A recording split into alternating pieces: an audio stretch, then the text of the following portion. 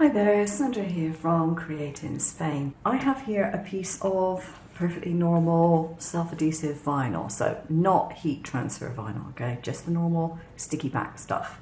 And what I'm going to do is to put a sheet of heat activated adhesive on the top of it. Now this happens to be Heat and Bond because I had a scrap of it available that I decided I would use. And with Heat and Bond, you buy it in a roll. You can get it in quite large quantities, and this is textured, so you can definitely tell which side is the sticky side, and the backing is just a paper. Now, while I like this texture because it makes it easy to make sure you're putting the right side down wherever it is you're putting it, I don't really care for the paper version of this. If you buy the Siser Easy Weed adhesive, it's basically the same adhesive as you get on your HTV, but without any colour layer to it. And it has a plastic backing to it, which I prefer. It's just not quite as easy to work out which side is the backing if you have taken off the slightly pink translucent protective layer. If you buy it, you'll see exactly what I mean. It has a pink translucent layer on one side. If you remove that, you look at what's left, and it's very difficult to work out which is the adhesive side of it. Generally speaking, I just get a sharp pin and I look at a corner and think, yeah, okay, that's the adhesive. So if you're using the Siser one, keep that pink sheet on until the last possible minute to save yourself some aggravation. Okay, so we have the adhesive, and I'm going to put it down. I've got it cut down to size. I'm going to put it down on top of my vinyl. All right, nothing different about this so far. But then I'm going to put it into a piece of baking parchment, and I have my laminator all heated up. And I'm just going to put it through the laminator. Now, this is handy for those people like me who are doing small projects, unless you've got a big laminator, of course, small projects, and you don't have a heat press. I used to have a heat press. I bought one secondhand a couple of years ago. I so rarely used it that I sold it on. And the advantage is the pressure is constant. I found that if I use a iron, and I've got a little craft iron that I quite often use in my craft room, the pressure that I use isn't necessarily even, and it's far more difficult to work out whether I've got it stuck on properly. So a couple of goes through the laminator and that adhesive will be on there perfectly well. There we go. Okay, that's on there. What I want to do now is to put it through my Juliet and do my cut design. Now the idea is that you kiss cut it as you would normally with the backing still in place. And I found that with the Siser version, if I still use the same cut setting that I would without it, i.e. for the vinyl normally, then that is perfectly okay. Now you can see I've got a piece missing out there. That's not because it came off, that's because I paused it through the cut and just made sure that I could weed it easily. And this stuff weeds so nicely. So now I've got my design weeded and I've got my heat sensitive adhesive layer on the top. So what I need now is some fabric for a screen print. Now, I simply bought a roll of this stuff from the Chinese shop. It's not specifically for screen printing. This is just something they use, I don't know, for making some kind of decorative items, making little net bags and all sorts of stuff like that. And I've cut it down to size, put it onto my vinyl, and back it goes between the baking sheet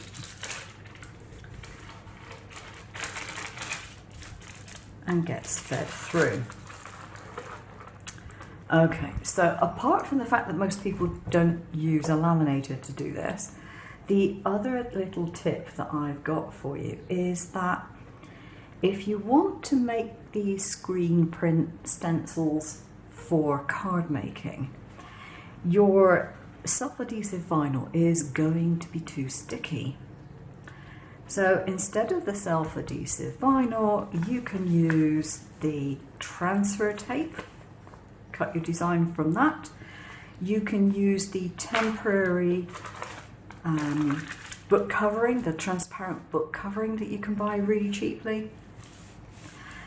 The only difficulty with using this, and this is quite good because this one it's quite a nice quality, okay.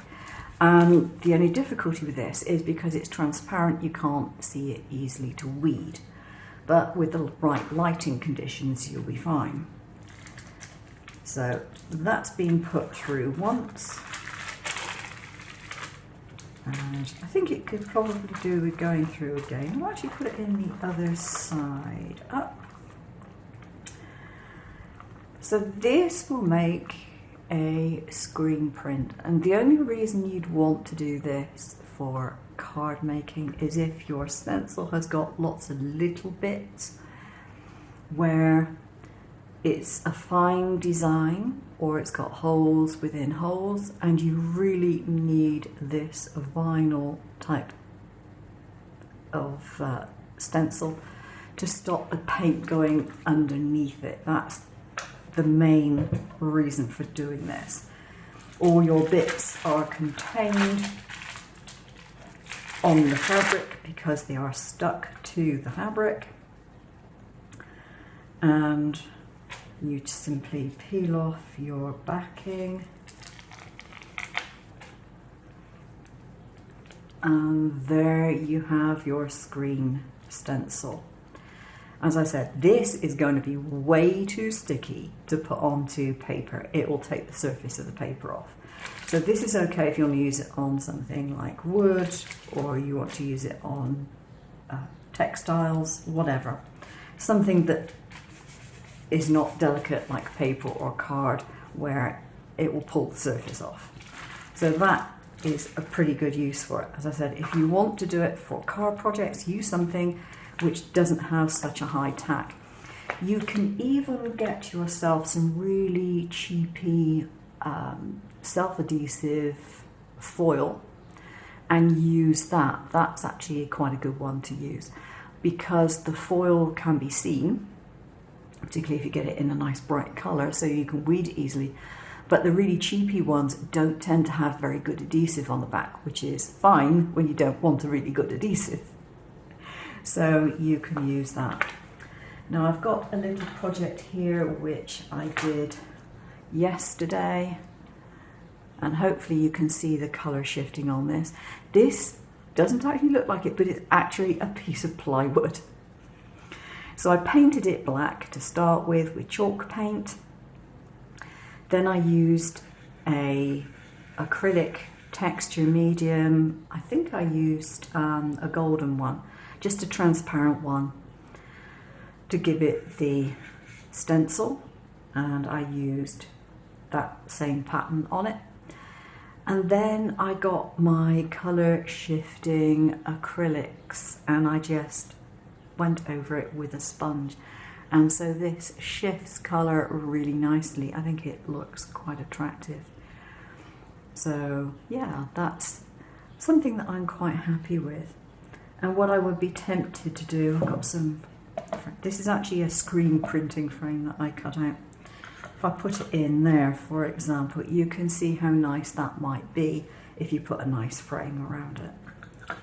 So if you happen to have a laser as well, and you've got someone who can cut you little pieces of wood or whatever, that's another use for it. You could screen print onto ceramic tiles as well to make some decorative tiles. If you're using an acrylic texture paste or paint, you can still put those tiles on a bathroom wall or a kitchen wall or whatever, because good acrylic paint will stay on a tile. It's not just going to come off with a little bit of moisture in the air.